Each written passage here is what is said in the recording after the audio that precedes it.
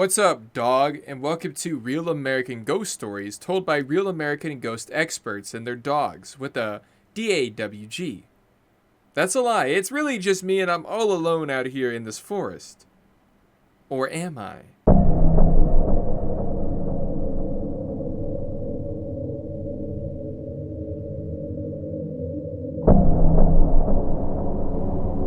Oh yeah. I feel like when I'm alone in the woods, I just kind of have this feeling like I'm being watched. Kind of like that feeling when playing a Gmod map alone. The forest is so big and so wild that it awakens a primordial fear. This leads to my caveman brain convincing me that there's a scary ass monster down the path ahead.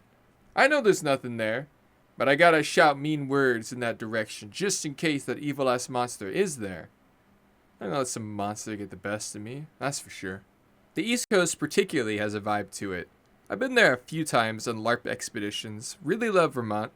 Massachusetts, it's also kind of cool. The people here are just like the rest of America. Very friendly people with a dark past full of scary, unexplained phenomenons like this guy, the Devil Man. Some of these tales are just that, tales. They are stories made up to frighten little children and definitely not me. But some stories are more than just stories. Some of them are events we have to learn about in school, like the Salem witch trials, where people were put on trial and killed for practicing witchcraft. These prosecutors must have really sucked at their job too, because we still got a lot of witches running around. A common theory was that everyone was lying when they accused others of being witches for material gain. But if there are witches now, what if there were witches then? I'm not a historian or anything. I'm just a guy asking questions is all.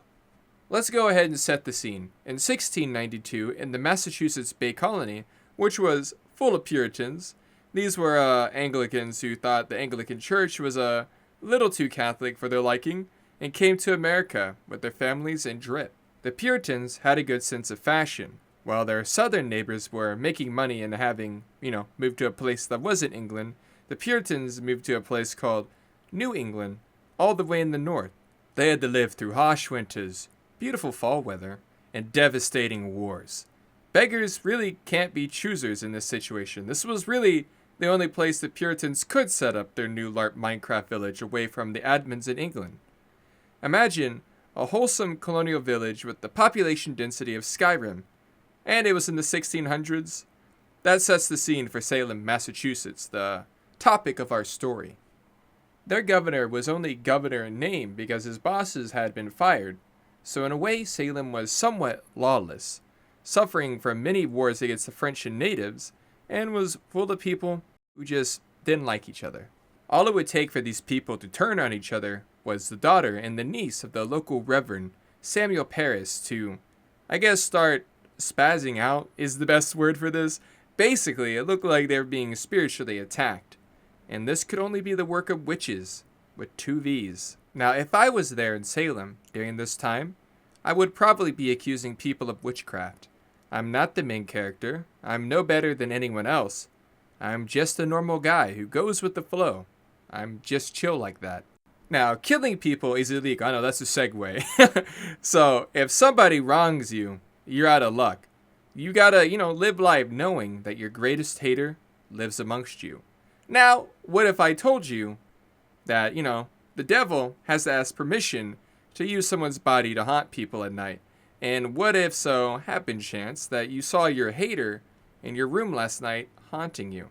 This is not legal advice, but you could tell that to, a court and have them hung for witchcraft. The American way. This is what the people in the town of Salem ended up doing to each other and ended up killing, just 20 people. They had spectral evidence and successfully prosecuted 20 people before the fun police came.